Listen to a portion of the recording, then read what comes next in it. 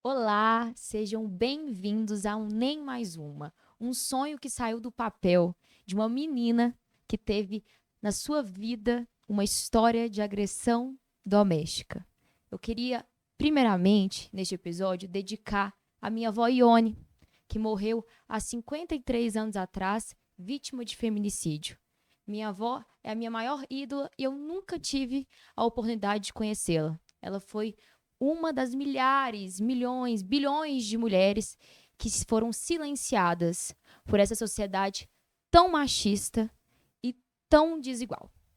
Meu nome é Maria Eduarda, tenho 19 anos, sou aluna do curso de Direito do Centro Universitário do UniBH e é um prazer tê-los aqui comigo. Hoje a gente está com uma convidada muito mais do que especial, uma mulher que eu admiro, que faz parte da nossa sociedade com muita firmeza, muita luta e luta para que não haja nem mais uma. Estou hoje com a doutora Isabela Perdesoli, nossa diretora de políticas para as mulheres de Belo Horizonte e, muito além disso, advogada criminalista especializada em violência contra a doméstica há quase 10 anos. Bem-vinda, doutora Isabela Perdesoli. Obrigada. Posso chamar de Duda? Claro, fique à vontade. Obrigada, Duda. Obrigada a toda a equipe do UniBH, os professores, alunos que estão envolvidos, né, para que a gente consiga entregar esse podcast. Para mim é um orgulho imenso estar aqui, ainda mais sendo a primeira convidada.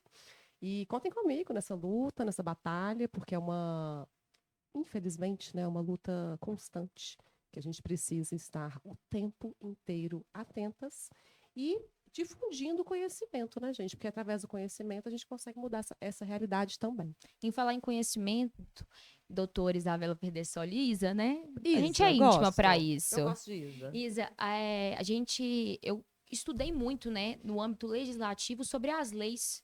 E eu percebi cada vez mais que o que falta é a conscientização na maioria das vezes, né? Do que a gente tem, do que a gente pode usar para nos proteger como mulheres, até mesmo nas faculdades, nas escolas, a importância de falar sobre esse assunto, né? Então, que a gente venha com esse episódio, com os demais que vierem fazer essa conscientização. Com certeza. Então, primeiramente, Isa, nós somos curiosas, mulheres curiosas. Eu gostaria de saber um pouco mais da sua trajetória, né, aí no combate à violência contra a mulher, na área da advocacia e também na área política, né, que você é bem presente.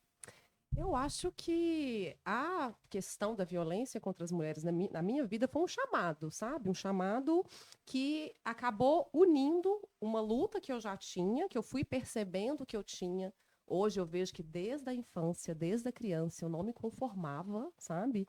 Era uma criança muito observadora, então eu via nitidamente a diferença entre homens e mulheres na sociedade, como mulheres eram tratadas. Eu via a diferença que eu era tratada com relação ao meu irmão, por exemplo. Por que eu tinha que lavar a vasilha, por que eu tinha que ajudar nos afazeres domésticos e o meu irmão não precisava. Observava a minha mãe, né, na carreira ali, de jornada tripla de trabalho, trabalhava o dia inteiro, à noite ainda ia para a faculdade estudar, e foi estudar mais tarde, porque me teve muito jovem, precisou abrir mão dali de um sonho da universidade, aos 18 anos, para cuidar da maternidade, conseguir um emprego mais rápido, né, para conseguir me sustentar, junto com meu irmão. E daí olhava a minha avó, conhecia a história da minha bisavó. Então, mulheres que, ao longo de toda a vida, foram expostas às violências de maneiras diferentes. Eu percebia isso. Eu tenho lembrança de domingo, no almoço de família, ver todas as mulheres na cozinha, suada, suja de gordura, pegando comida e cuidando de menina e dando banho em menina, aquela confusão para dar conta de tudo, enquanto os meus tios, meu pai, meu avô estavam sentados na sala assistindo um jogo de futebol. Então isso sempre me indignou muito.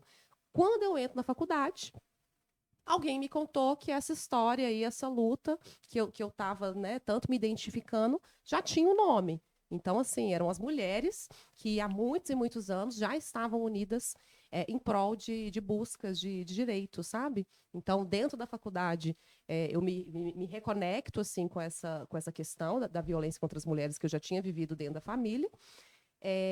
Direcionei todo o meu estudo, todo o meu campo de pesquisa para essa área. Me formei, Me especializei em advocacia criminal, que era a área que eu gostava, e com o passar dos anos e me posicionando e estudando muito, eu consegui focar o meu escritório somente na violência contra as mulheres. Então, eu sou criminalista especializada em violência contra as mulheres. E na política, fui cair assim um pouco de gaiato, vamos dizer assim, porque nunca foi uma coisa que eu planejei os anos da minha vida para me dedicar. Eu achava que era algo muito distante, sabe, com a minha realidade. De uma menina que era bolsista na escola porque a mãe era professora, que fez a faculdade com todas as dificuldades, assim, tudo com o pé perrengue, eu pude passar dentro da universidade, sabe, para conseguir formar. Então, a carreira política, para mim, não era de família de político, não era filha de empresário, não era filha de ninguém. Como é que eu ia meter a cara nesse meio que é tão cruel, tão difícil, principalmente pelas mulheres? Então, caí um pouco de gaiato na política, foi ótimo, aprendi muito, conheci muitas pessoas, e hoje eu ocupo a diretoria de políticas para as mulheres. Que é surreal. São projetos maravilhosos que a Isa tem feito. Nós vamos comentar sobre eles aqui. E a política precisa de mais mulheres, Com cada vez certeza. mais. Hoje na Câmara, eu acho que, se não me engano, são somente 5 vereadoras. Então, que a gente possa ocupar cada vez mais esses espaços de tanta legitimidade e que a gente possa conseguir mudar, né? No âmbito ali do legislativo, com políticas públicas e leis também. Mas, Isa, eu sou apaixonada pela diretoria de políticas para as mulheres. Meu sonho é que BH venha se tornar um exemplo para todas as outras cidades. Eu amo essa cidade, eu amo esse tema, eu amo as mulheres. Então, eu gostaria de perguntar para você como foi receber este convite para integrar como diretora de política para as mulheres. Como que foi receber isso para você? O que você sentiu? Se aceitou na hora? Como foi? É uma grande loucura e surpresa, como tudo foi na minha vida, sabe, Duda? Antes de eu estar na diretoria de políticas para as mulheres, eu também estive dentro da OAB, né, na última gestão da OAB. Eu fui convidada para ser conselheira da OAB e, posteriormente, para ocupar o cargo de presidente, a primeira presidente da Comissão de Enfrentamento à Violência contra a Mulher, que, na verdade, foi uma proposta minha para a OAB de Minas Gerais.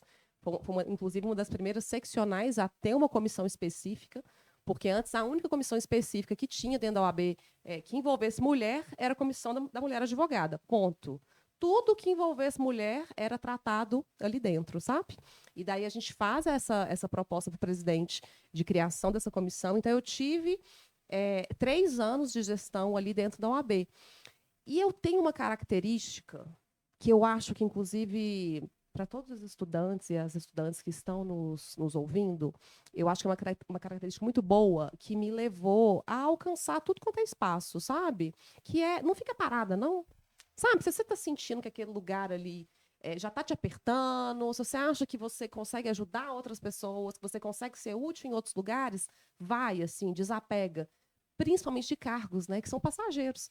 Então, assim, hoje eu estou na diretoria, não sei até quando, não sei se fico, né, esse ano, enfim, se termino a gestão junto com o prefeito Álvaro Damião, mas agora, assim, esse ano, ter dedicado, e não foi fácil, unir a advocacia com a diretoria, mas ter me dedicado para a diretoria foi um dos maiores aprendizados da minha vida e não me arrependo de nenhuma dessas escolhas que eu fiz, de nenhum desses cargos que eu aceitei, que eu acho que é algo que a gente vai, né, se projetando e emanando a energia de onde a gente quer chegar.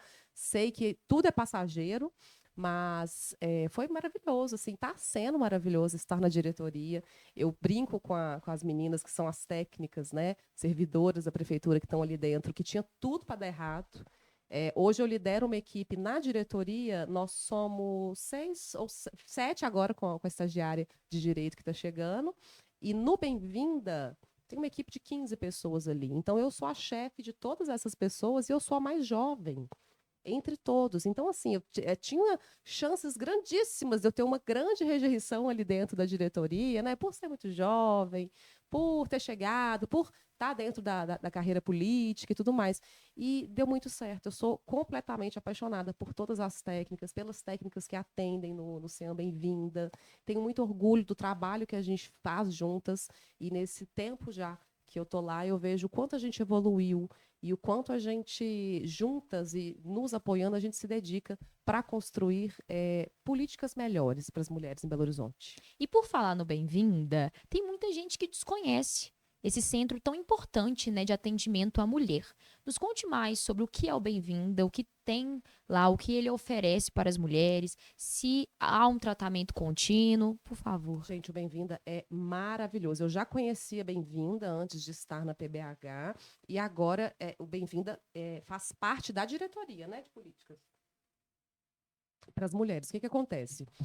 O Bem-vinda é um centro de referência especializado de atendimento à mulher da nossa cidade, de Belo Horizonte, gente. E ano que vem a gente completa 30 anos. O Bem-vinda é anterior à Lei Maria da Penha. Eu acho isso magnífico. E aprendo com as técnicas que fizeram parte da construção dessas políticas que Belo Horizonte muito foi referência e uma cidade pioneira nesses quesitos. Então, a gente, com certeza, fomos uma das primeiras capitais do Brasil a ter um centro de referência próprio. Eu acho maravilhoso. Espero que ano que vem a gente consiga entregar assim, né, levar muitas entregas para a cidade, para as mulheres, com o que a gente está fazendo. Tá muito trabalho, gente, muita coisa boa, assim, muita novidade que a gente diuturnamente está se dedicando, sabe, para poder mudar esse patamar, porque o Bem-vindo é o lugar onde a mulher em Belo Horizonte, e até as mulheres que não são de Belo Horizonte, mas está passando por BH, sou de Divinópolis, mas, enfim, passei pela cidade. A gente teve caso, né, recente de cárcere privado, então a mulher é de outro país, vem para o Brasil, vem para Belo Horizonte com uma promessa, chega aqui, não é nada disso, de repente ela está em uma situação de violência. Ela pesquisou na internet, essa mulher pesquisou na internet, encontrou o Sean Bem-vinda e escreveu para a gente pedindo ajuda. Então, assim, é muito especial para a gente, é muito importante. E o Bem-vinda é esse serviço porta aberta, fica no Santa Teresa, rua Hermílio Alves, número 34, é ali quase esquina com a Contorno. E funciona no horário comercial, de 9 até às 18 horas, mas podendo chegar antes facilita bastante. Por quê? Porque a mulher vai ser submetida ali inicialmente a um acompanhamento psicossocial. Então, são técnicas, né, tanto assistentes sociais quanto psicólogas, especialistas em violência doméstica, especialistas em gênero. Então, é uma pessoa completamente apta a lidar com aquele tipo de situação. Isso é muito valioso, porque a gente vê na sociedade, assim, a mulher que muitas vezes vai numa delegacia, vai numa faculdade, às vezes pedir ajuda, ou num CRAS, ou no posto de saúde, e não tem um atendimento tão adequado assim quanto a gente gostaria, sabe? E daí essa mulher que vai ser atendida no Bem-vinda, podem ser dados vários encaminhamentos para ela, sabe? Por exemplo, a gente tem em Belo Horizonte o cartão auxílio para a mulher. Uma mulher que, se fizer o requerimento, né, se tiver em situação de violência e fizer o requerimento no site da prefeitura, vai ter o direito ali a 22 passagens de ônibus por mês para poder procurar emprego, para poder ir numa audiência ou ir na delegacia, ou ir fazer um curso, até conseguir estabelecer direitinho ali a vida dela.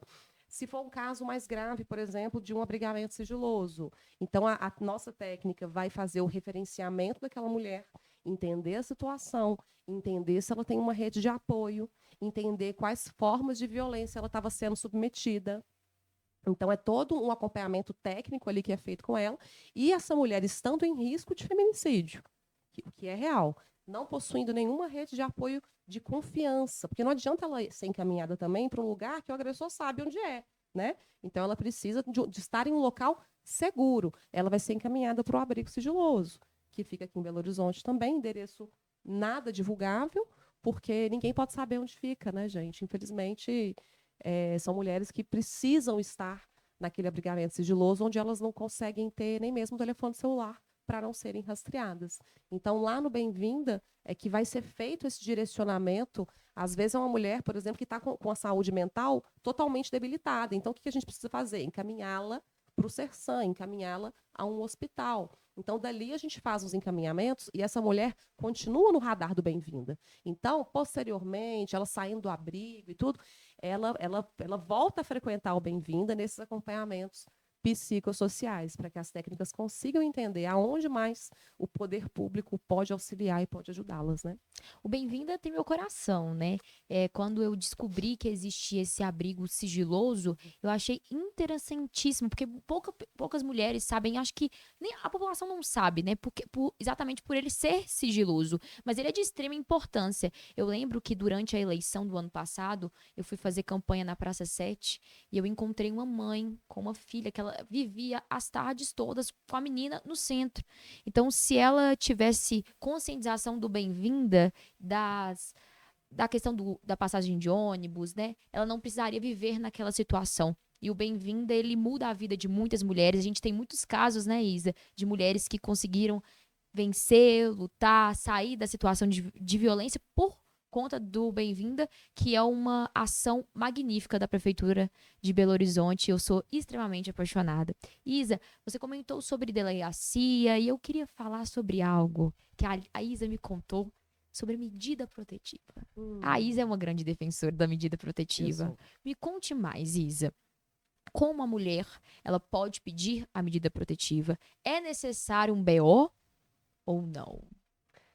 Bom, a gente tem histórico aí de mulher que já foi, né, no interior principalmente, muito submetida à situação vexatória dentro de delegacia, né? Há uma situação até violenta, gente. A gente tem um privilégio de estar aqui em Belo Horizonte, de ter uma Casa da Mulher Mineira, de ter uma delegacia especializada, plantão, que funciona 24 horas, especializada em atendimento à mulher. Quando a gente vai para o interior, essa realidade é tão dura, é tão diferente, que a gente, assim, a gente precisa realmente pontuar isso, porque o que acontece? Vamos supor, imaginando uma situação hipotética, uma mulher do interior, o marido dela é um homem poderoso, então vamos colocar ali que é um fazendeiro, e esse fazendeiro, por ser muito poderoso, por ser muito rico, ele só frequenta ali a alta sociedade da cidade.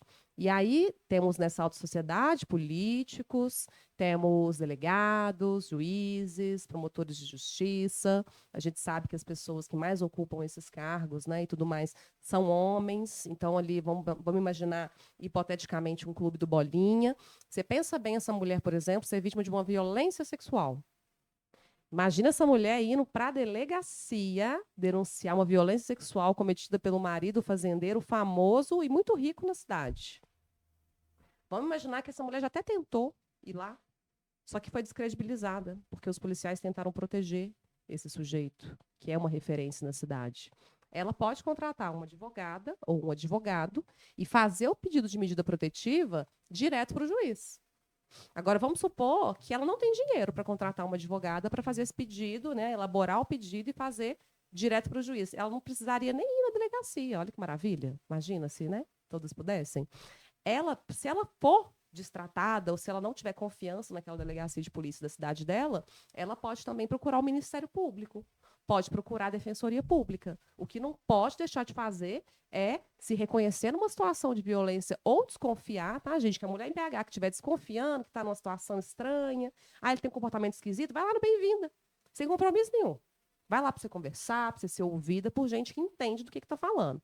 Então, existe essa possibilidade de fazer o pedido através de advogado, por Ministério Público, pela Defensoria Pública, tá? Não precisa ser somente na delegacia de polícia. E para requerer a medida protetiva, isso já está pacificado, gente, está dentro da Lei Maria da Penha, já com alterações legislativas que a gente conseguiu nos últimos anos. Isso não estava previsto. O que acontecia? Cada juiz fazia de um jeito.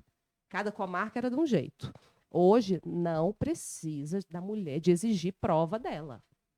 Tem que ter vídeo, tem que ter não sei o quê. Não, a palavra da mulher basta. Então, ainda que você não tenha nenhuma prova, Isabela, apaguei tudo no meu celular, ele estragou meu celular, ou se não, quebrou, e eu não consigo mais ter acesso, eu apaguei as conversas. Não precisa. Para a medida protetiva, não precisa de provas. Em falar em atendimento humanizado, porque eu acho que é assim que a gente tem que chamar. Não é um caso não é um caso comum de roubo, não é um caso comum de uma perca ali de um objeto, é de uma vida que a gente está falando.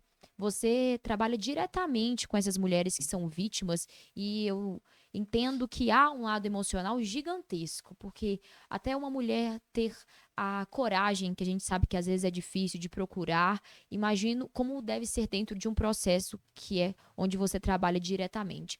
O que você acha, como, na verdade, como você acha é, que é esse atendimento humanizado, a importância desse atendimento humanizado para essa mulher que sofreu a violência doméstica, que está passando ali por um processo, que vai ter que estar cara a cara ao seu agressor, que vai ter que ouvir ele falando barbaridades. Como você enxerga esse atendimento humanizado? Gente, é básica, né? Assim, premissa básica para que as mulheres não desistam.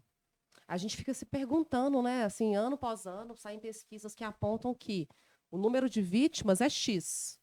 O número das mulheres que chegam a denunciar cai, assim, absurdamente. Por quê? Por que as mulheres não estão colocando essa fé no sistema de justiça, no poder público? Sabe? Aonde é que a gente está falhando? Por que uma mulher é levada a acreditar que, não, que a polícia não vai ajudar? Que o Ministério Público não é capaz de ajudar?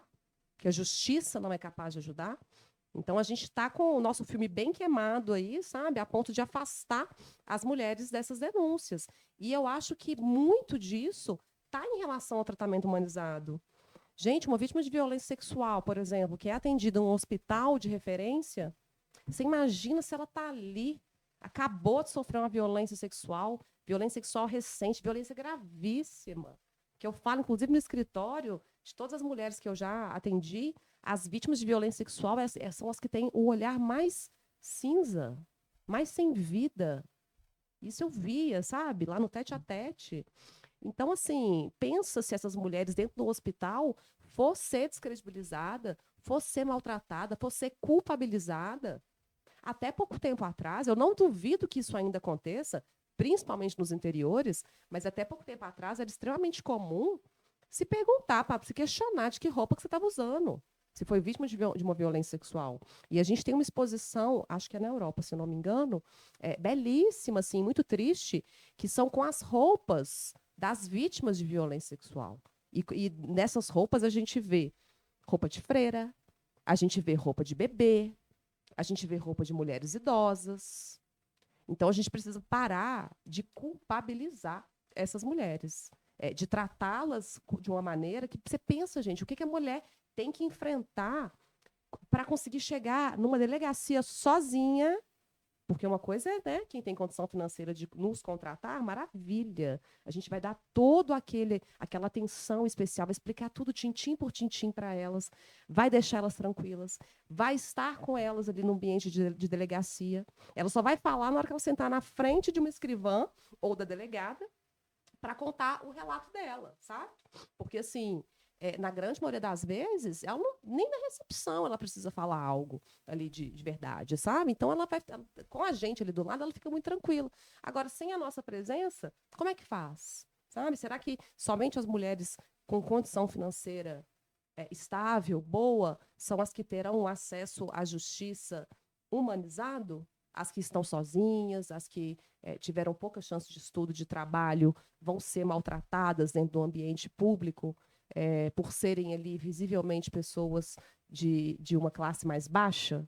Isso assim, eu fico indignada, é muito triste, mas com certeza é um ponto assim que a gente precisa melhorar muito enquanto poder público. Eu fico vendo como que o nosso legado histórico culpabiliza só a gente, né? Só nós mulheres. Eles que matam, eles que batem, eles que agridem e eles saem, na maioria das vezes, ilesos, né?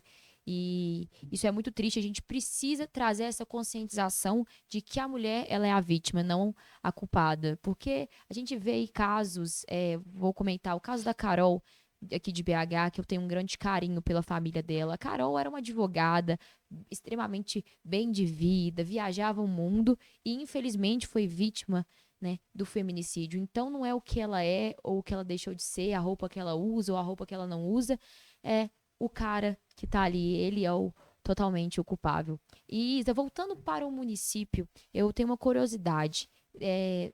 Dados, né?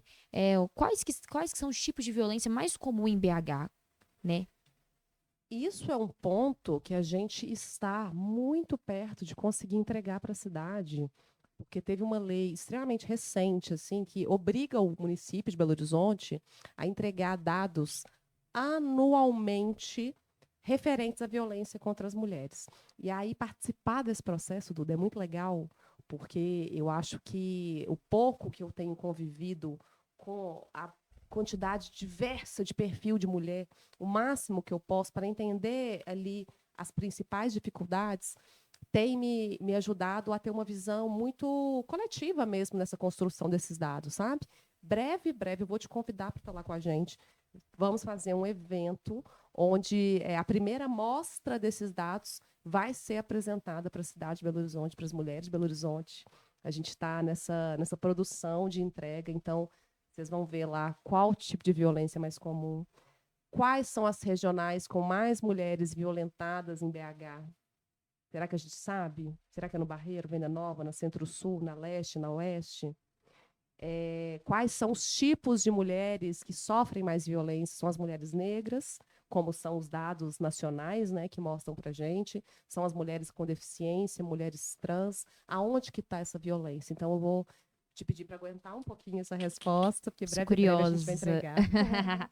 Duda curiosa. E a gente vai estar lá, tá? Com certeza no seu evento. Vai ser um grande passo para a nossa cidade, para a política pública, para as mulheres e será um exemplo para as demais cidades também, porque eu estudei durante aí uns 8 meses que eu estive na Câmara sobre a violência contra a mulher, sobre esses dados e é muito difícil. É muito difícil você achar dados concretos. Eu fui atrás da Isa exatamente para falar, Isa, pelo amor de Deus, me ajuda, eu não tô conseguindo ter essa base total, né, para dar seguimento no que eu pretendo fazer pelas mulheres de BH. Isa, eu sou uma grande defensora do aluguel social para as mulheres vítimas de violência doméstica. Era algo que eu batia e continuo batendo nessa tecla. E, pela nossa felicidade, se tornou um projeto de lei, o projeto número 312/2025 da nossa vereadora Luíde Gonçalves, da Câmara Municipal de Belo Horizonte. E eu gostaria de saber de você, qual é a importância da aprovação desse projeto de lei, né? Qual a importância dessa conquista para as mulheres de BH, né? Porque a gente sabe que muitas mulheres aguentam ficar nesse tipo de violência, porque muitas dependem dos seus companheiros, muitas são retiradas do campo de trabalho por causa dos filhos ou até mesmo por esse universo machista. O que você vê nesse projeto, né, como melhoria para as mulheres, como segurança para elas e prevenção também? Eu não li ainda esse projeto, estou muito ansiosa agora, porque a Loide tem apresentado projetos muito importantes para as mulheres. Não sei qual a diferença entre esse que ela está apresentando agora para aquele que o FUAD sancionou, se Uhum. não me engano, em 2023, que é uma morada segura para as mulheres, sabe? Que é um aluguel social mesmo, é um valor que o município paga para as mulheres que estão em situação de violência, mulheres essas acompanhadas lá do Bem-vinda, referenciadas lá no Bem-vinda, após o deferimento desse valor para as mulheres, ela continua sendo acompanhada para que a técnica, né, verifique ali como é que está a situação, né, da violência, e é fundamental, gente, é básico, é básico. A luta pela moradia, agora na diretoria eu tive a oportunidade de conhecer algumas lideranças, mulheres que estão aí à frente da luta pela moradia, e, meu Deus do céu, como é que a gente vai falar de encerrar a violência, de cessar a violência, se a mulher não tem para onde ir, gente? Se ela está dentro do terreno ali, morando no lote, que beleza, tá o companheiro ali dentro, tá, mas tá a família dele inteira. E muitas vezes essa família dele inteira é a única rede de apoio que essa mulher tem para poder ir trabalhar.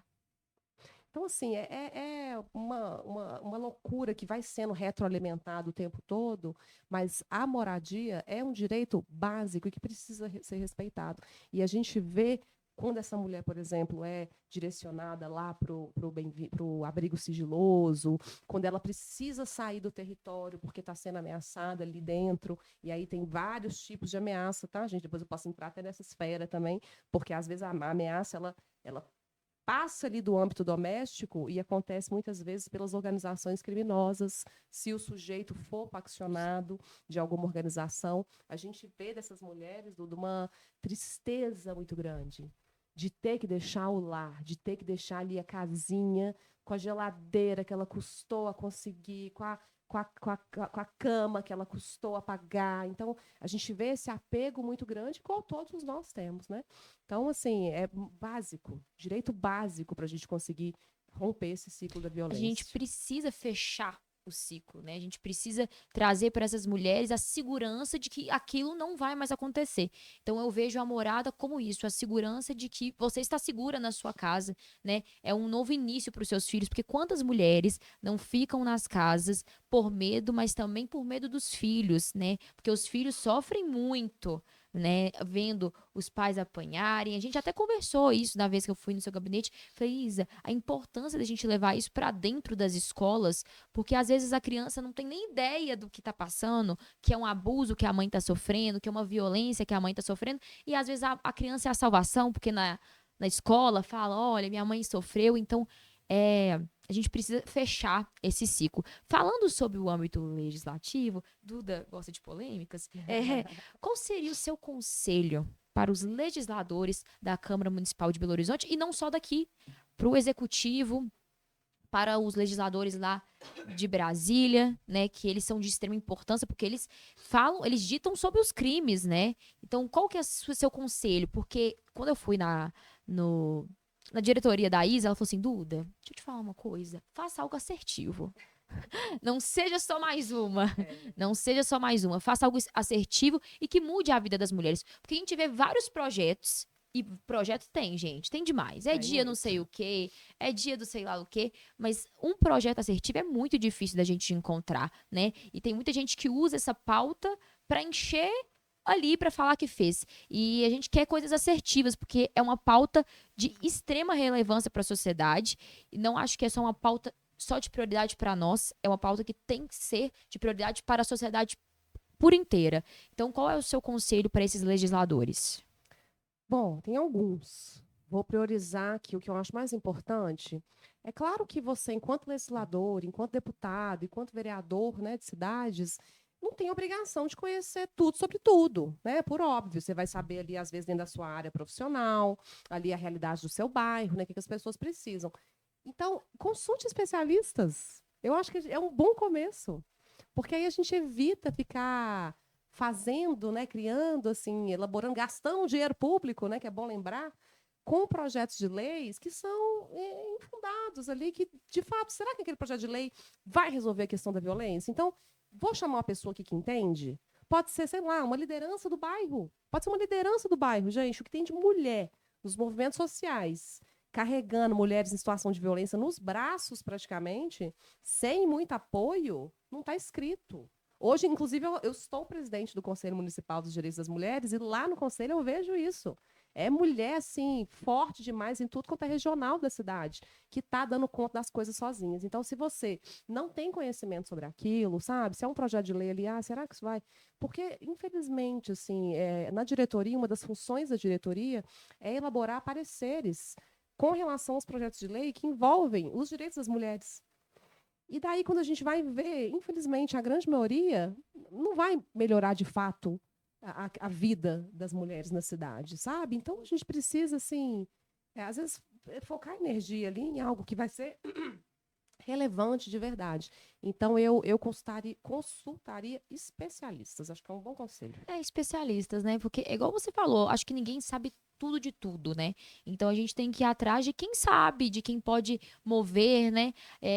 Eu falo que tudo anda muito junto, né? Ninguém faz nada sozinho. A gente tem que estar com pessoas que querem chegar no mesmo propósito que a gente. Então, fica a dica aí da Isa para vocês. Isa, agora entrando na área que muitas pessoas que vão ver é a que gosta, que é a área da advocacia, que é a área que despertou no meu coração. Isa é um exemplo para mim. Se eu vir me especializar na violência contra a mulher, a Isa aí, ó, é uma das grandes responsáveis por isso. Que orgulho. Isa, você atua aí há quase 10 anos, né? Falta 2 meses para 10 anos. Acho que tem que ter uma festa, viu, Isa?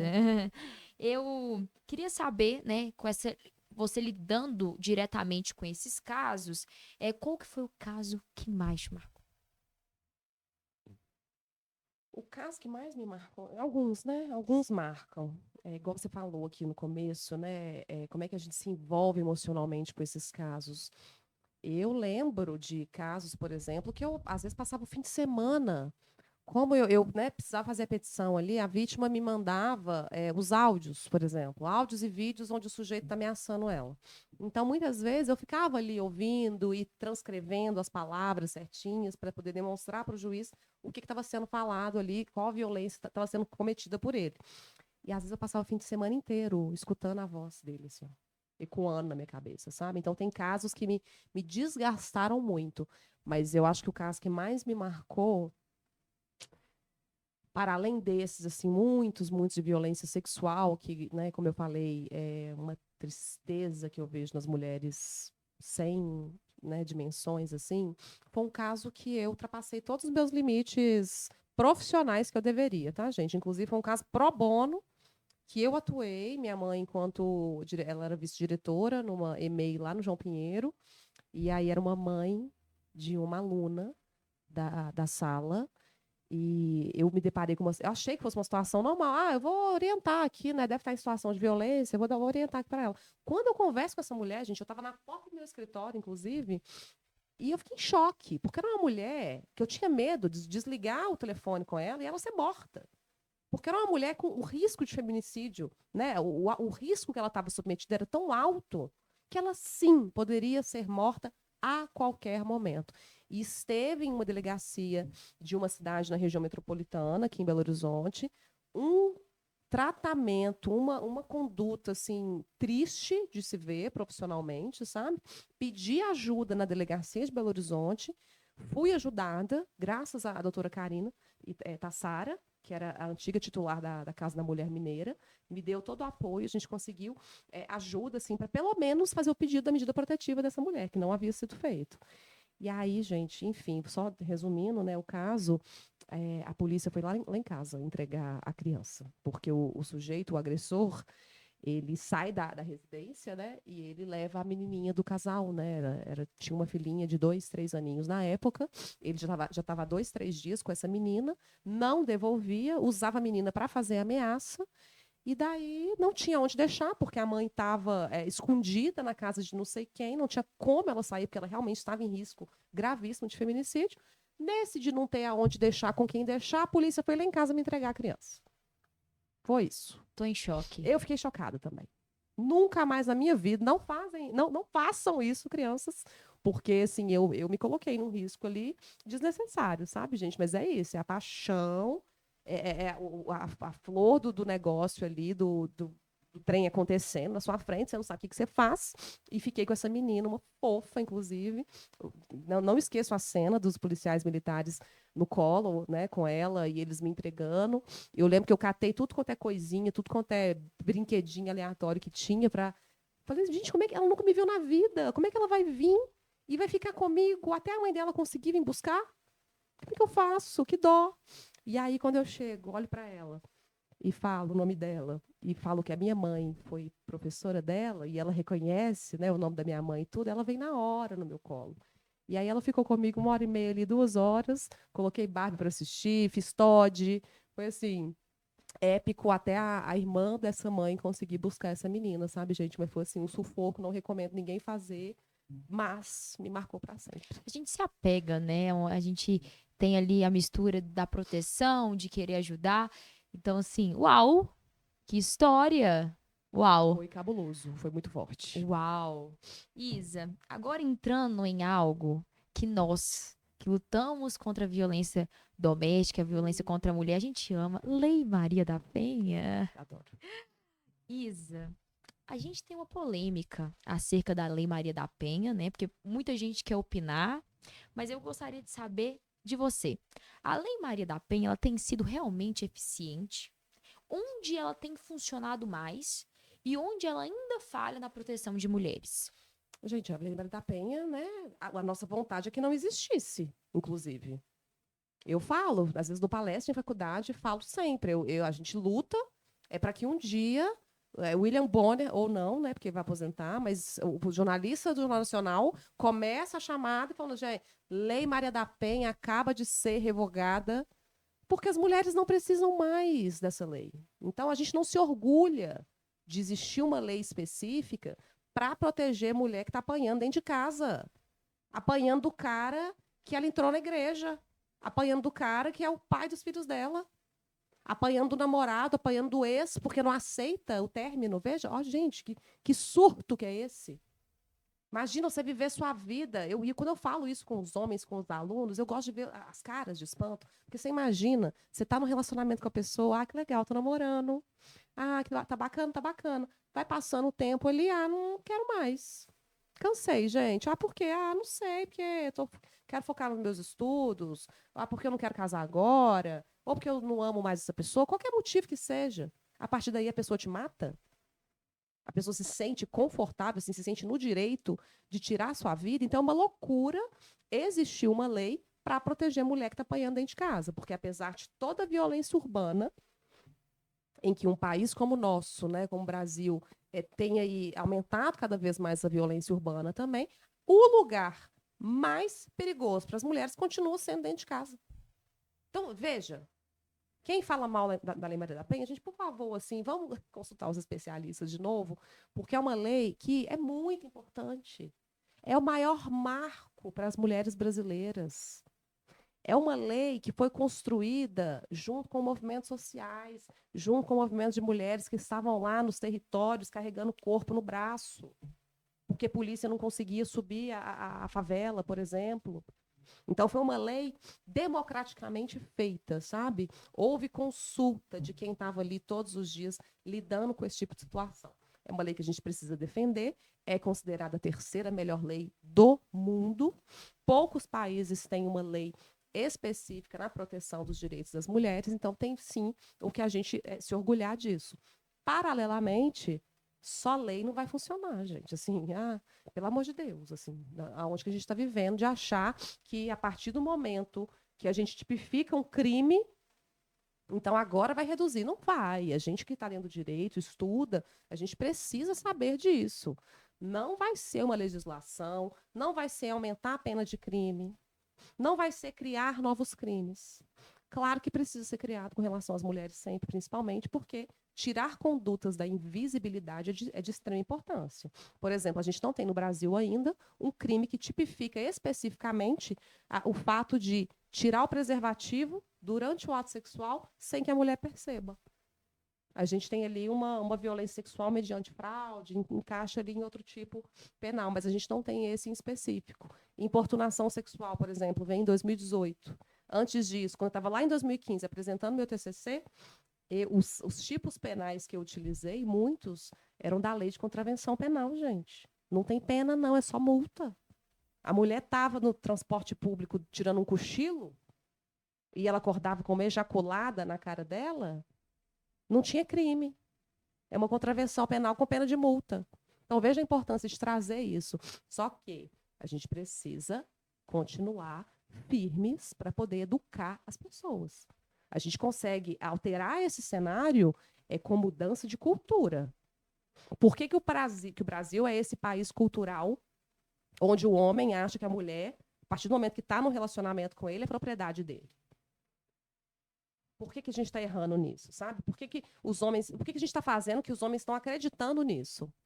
Que a mulher é um ser humano de segunda categoria, de segunda classe, que tem ali um papel que ela deve cumprir. A partir do momento que nasceu e viu lá a menina, então você tem que fazer assim, assim, assado, agir dessa maneira, porque senão, minha filha, você que assuma as consequências aí.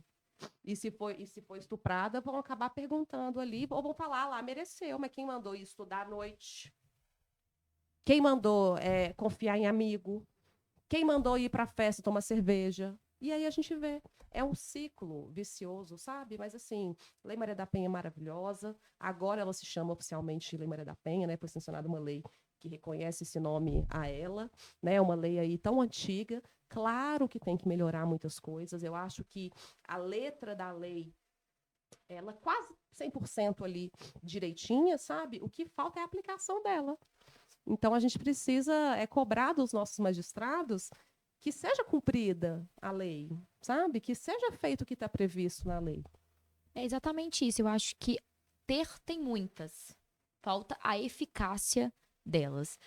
Entrando até mesmo nos instrumentos, voltando aqui para o nosso estado de Minas Gerais, nós temos dentro do Ministério Público o CAOVD, né?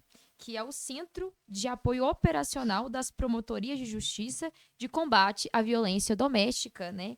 E familiar contra a mulher. Doutora Denise está lá, maravilhosa. Ela, uma querida. E eles estão fazendo um super projeto, não sei se você está vendo, uma campanha de conscientização do cartão vermelho dentro dos campos de futebol. E eu lembro muito bem quando a gente teve uma conversa, a gente falou sobre os campos de futebol e o quanto a violência cresce ali dentro. E esse projeto vem, né, trazendo a importância da medida protetiva contra o feminicídio e vamos falar um pouco mais aí no mundo dos homens. Porque eu acho, Isa, que a gente tem que trabalhar a cabeça da mulher de não aceitar, dela saber os caminhos a seguir, né? Mas também a gente precisa trabalhar a cabeça do homem, a cabeça do agressor, a cabeça desses homens que estão tão enraizados. Como que você vê esse projeto? O que você tem achado desse projeto? Você acha que ele tem tido uma boa relevância, um bom resultado na nossa cidade, no nosso estado? Você sabe que em 2022, quando eu assumo a presidência da Comissão de Enfrentamento à Violência contra as Mulheres da OAB de Minas Gerais, nosso primeiro projeto foi esse. E eu lembro que a minha vice-presidente à época era a Ariane, né, a doutora Ariane Martins, advogada criminalista, e minha amiga, assim, de vida toda. E a gente assume em 2022. Então, 2021, eu lembro direitinho, foi ali logo depois, quando os jogos voltaram a acontecer, porque durante a pandemia ficou um tempo, né, sem a gente poder ir. Então, quando voltam os jogos para o Mineirão, era assim, gente, caso atrás de caso. Torcida do Cruzeiro, a mulher estava lá, de repente o cara tá sarrando nela. Torcida do Galo, a menina tá lá tranquila, de repente é um puxando o cabelo para beijar ela à força. A gente teve vários casos, vários casos. Então a gente vira o ano, a gente entra, né, na gestão da OAB muito dedicadas a fazer a diferença nos estádios de futebol. E a gente fez muita, muita, muita campanha no Mineirão, no Independência, nos Jogos do Cruzeiro, nos Jogos do Galo e nos Jogos do América também. Eu lembro direitinho, é uma das primeiras ações que a gente fez no Independência, nós, todas advogadas, né, com a camisa e tal, OAB, tal, fazendo campanha, a gente era importunada sexualmente. Mulheres advogadas ali fazendo campanha contra a importunação sexual acabavam por serem importunadas. É muito importante esse tipo de campanha, esse tipo de conscientização nesses ambientes que são compostos majoritariamente por homens. Tenho uma lembrança muito nítida do primeiro jogo que eu fui pós-pandemia, foi um Galo e Grêmio, lá no Mineirão. E eu fui com uma amiga, sozinhas. E eu me lembro, gente, de assim, às vezes parar para ver a cena ali onde tinha aquele bar do peixe. E assim, eu não estava me recordando quando foi o último ambiente tão violento para a mulher que eu tinha estado. Porque parecia que as mulheres eram um pedaço de bife passando no meio dos torcedores, sabe? Era insano de você ver o nível de importunação sexual, o nível de coisas que eram faladas. Então era algo que eu percebia como se fosse assim, olha, aqui não é um ambiente para vocês. Aqui é futebol, aqui é coisa de macho. Nós estamos aqui para torcer pro Galo, pro Cruzeiro. Aqui eu tô aqui com meus brother. Minhas mulheres estão em casa, minhas filhas estão em casa, eu não trago para cá. Então, se você está aqui, você vai aceitar e você vai ouvir tudo que eu vou falar aqui, porque aqui é um ambiente que é meu. Entendeu? Então, eu acho que é disruptivo e muito, muito, muito, muito importante a gente conseguir levar esse discurso para os homens, e eu acho que o estádio de futebol é uma estratégia maravilhosa, até porque os dados não mentem. Em dias de jogos de futebol, violência contra as mulheres cresce. Eu acho isso surreal, gente. Vejam bem, em dias de jogos de futebol, a violência contra as mulheres cresce. Porque cresce o álcool, cresce a frustração ou a alegria, aí se está alegre, aí bebe mais ainda. Então, são todos fatores ali que influenciam para o crescimento da violência. Que a gente continue com muitos projetos assim. E nada melhor do que, né, porque para os homens os jogadores são ídolos, né? Então, talvez os jogadores não entendam a importância, né, do que eles estão fazendo ali. mas eles estão fazendo algo grandioso pelas mulheres e por uma sociedade inteira, né? Às vezes eles só seguram ali, mas eles não entendem a representatividade que eles estão nas mãos ali, sendo pessoas à frente, né? Não, e você falou, eu lembrei que foi no dia 8 de março. Foi o dia mais próximo do dia 8 de março, era um jogo Galo e Cruzeiro, era um clássico, lá no Mineirão. A gente entrou com uma faixa escrita lugar de mulher é onde ela quiser. Lugar de mulher é no estádio, sim. Porque em um desses casos emblemáticos que foram para as mídias, eu lembro de ter lido um comentário no antigo Twitter, onde o sujeito, um torcedor, falava assim: lugar de mulher não é no estádio. Então, assim, muito tranquilo ali na notícia, sei lá, de um veículo de comunicação famoso aqui de BH, pessoas muito tranquilas de falar: não, lugar de mulher não é no estádio. E acreditar nisso. Então a gente entrou com essa faixa e com as faixinhas, né? A gente tirou foto, eu, né, atleticana, tirei foto com todos os Tinha que ídolos ter um do defeito. Galo ali, gente, o Couto, o Arana, goleiro, foi assim, o time bombando, né? Pensa bem, 2022 ali, de ganhar um título em 2021, mas foi muito, muito legal, assim. E as advogadas cruzeirenses também tiveram ali com os ídolos do Cruzeiro. E lugar de Muito bom. mulher onde ela quiser mesmo, eu amo ir para jogo de futebol. E falando, né, desse mundo público, eu frequento, né, baladas, né, a gente gosta de uma festa. E assim, Isa, é surreal como toda vez é a mesma coisa. Toda vez parece que eles é um bando de cachorro no cio, né? Porque Eu acho que já melhorou muito, tá? eles não sabem respeitar. Esse final de semana eu tava numa festa e eu vi um cara brigando com uma menina, pegando no braço dele. Eu achei tão interessante e ao mesmo tempo sombrio. A única mulher que entrou na briga fui eu, Maria Eduarda Sangue Quente, e as outras todas vendo de trás e os homens entrando. Então eu acredito que de certa forma eles têm tomado essa conscientização. Mas muito além disso, eu sei que existe alguns projetos de papos para homens, né? E eu acho isso de extrema importância, porque a gente precisa cuidar da mulher, mas a gente também precisa criar conscientização nesse homem. O que você pensa sobre isso? Eu acho que deveria se multiplicar, né? Como você tem visto essa multiplicação, essa conscientização aí do lado masculino? Na própria Lei Maria da Penha, a gente tem duas hipóteses ali de medidas protetivas a serem aplicadas que são direcionadas para os homens, né? Uma delas é que o juiz pode obrigá-lo a comparecer em reuniões de grupos reflexivos. Infelizmente, a gente não tem vaga para todo mundo. Eu, pelo menos, todo processo de medida protetiva que eu atuo, eu faço o pedido para o juiz encaminhar o sujeito acusado de agressão para grupos reflexivos, que é muito legal, gente. Tem pesquisa sobre a reincidência, sabe? A reincidência é baixa. Eu acredito muito nisso, assim, também, sabe? Você vê homem ali, tem uma reportagem, até do Globo Repórter, ótima sobre grupos reflexivos. O cara realmente ali não vê como violência. Então, assim, não, mas eu nunca bati nela.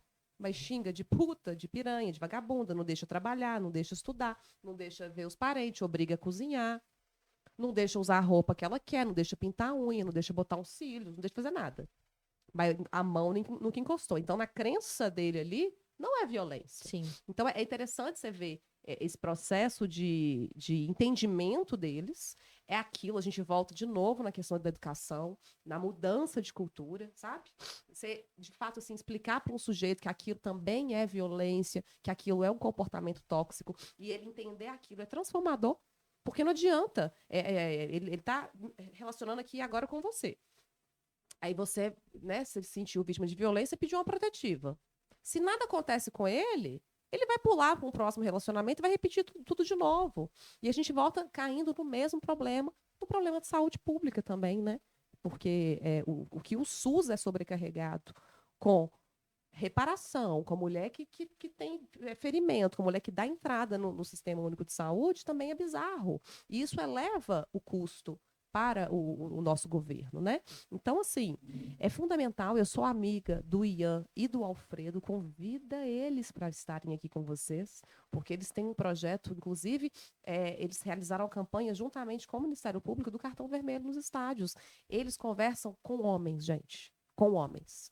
Conversa na base do Galo, do Cruzeiro, na base do América, para os meninos que estão iniciando no futebol. É muito legal o trabalho deles. E é muito interessante você ver como aquilo é poderoso e precisa ser um aliado no enfrentamento à violência contra as mulheres. A gente precisa também olhar para os homens, senão vai ser isso. Eles vão ficar pulando de ciclo em ciclo e não vai se resolver. Isa, falando sobre festas, a gente tem visto, sobre bares também, né? A gente tem visto aí nos bares de BH, nas festas de BH, o protocolo Quebre o Silêncio, que é uma iniciativa linda da Prefeitura de BH, que tem aí nos deixado muito mais seguros, porque quando a gente vai no banheiro, a gente vê ali um cartaz, tem um drink específico que você pode chegar, né, no atendente e falar o drink, e ele já entende que você está passando por alguma situação, né, por algum tipo de violência, de importunação. Como que você vê esse projeto, essa multiplicação linda que ele tá se tornando? Como que você tem visto ele?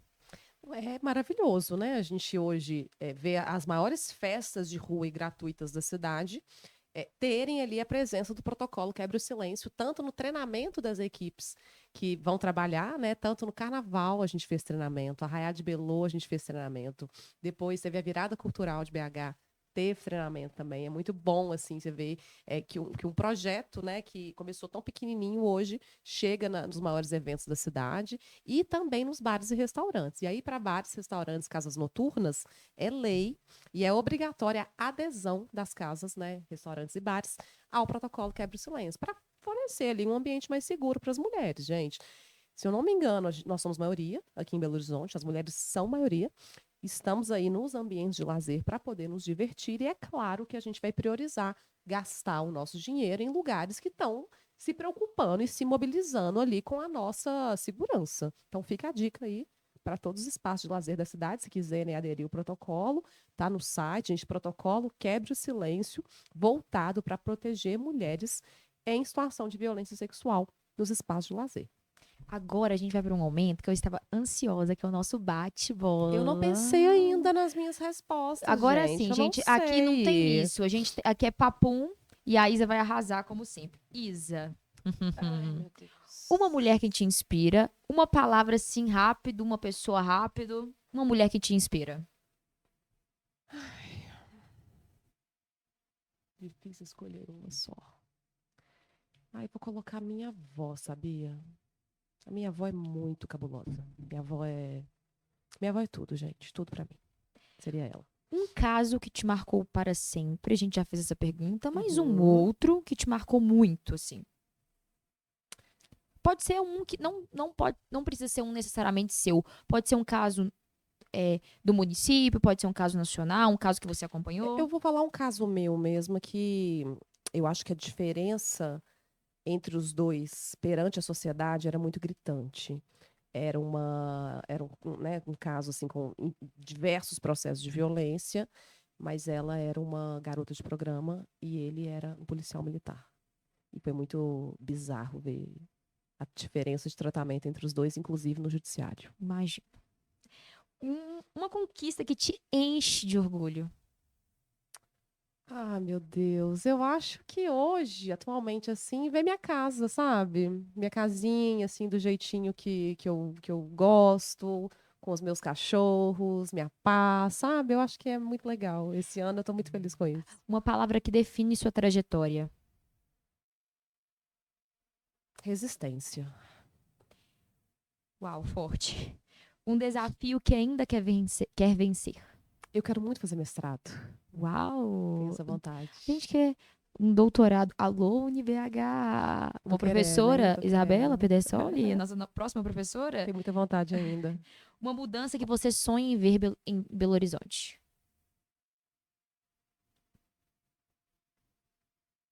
Eu acho que uma cidade mais acolhedora para as mulheres e menos moralista. Um direito das mulheres que ainda precisa ser fortalecido. Acho que os direitos sexuais. Lei Maria da Penha em uma só palavra. Fundamental. Um começo, um conselho para as mulheres que estão recomeçando, após passar por uma violência, por um período ruim, um relacionamento tóxico. Eu prometo para vocês que existe uma linda vida depois disso, gente. Acreditem. acreditem, vai passar, o tumulto vai passar, o desespero vai passar, mas existe, depois disso tudo, quando você se recuperar, quando você se fortalecer, vai ter uma vida linda te esperando. Uma frase que te move na advocacia. Na advocacia, eu acho que aí já mistura advocacia com a diretoria, com a luta, que inclusive tem relação com essa última frase que eu falei, que é a vida começa quando a violência acaba. E começa mesmo. Isso mesmo. Que mensagem você deixa para as mulheres advogadas, para as mulheres de BH, para as estudantes de direito, para os homens? Qual é a mensagem que você deixa para eles? Gente, para as mulheres principalmente, eu desejo muito que a gente consiga viver uma vida sem nos rivalizar o tempo inteiro, sem achar que outra mulher é a sua rival, que ela está disputando com você, ou disputando um espaço, disputando um título. Eu acho que ao longo dessa minha trajetória, eu ter convivido em tantos ambientes majoritariamente femininos, com tantas mulheres, me deu um prazer tão grande assim de estar entre elas, porque eu pude perceber que no fim das contas, gente, quem vai te ajudar, quem vai te estender a mão, muitas vezes é outra mulher.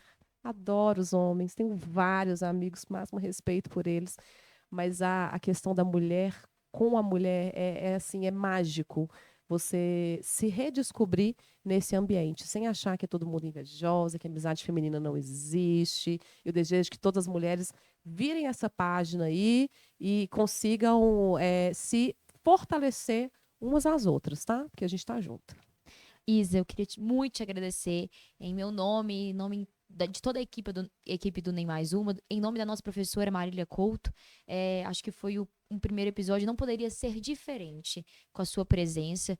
Você nos ajudou a entender um pouco mais da nossa cidade, um pouco mais do ramo da advocacia, um pouco mais o que a gente pode, né, fortalecer para as mulheres, o que a gente tem para nós. Então, muitíssimo obrigada por ter vindo. Você está sempre convidada a voltar, a estar no UniBH conosco.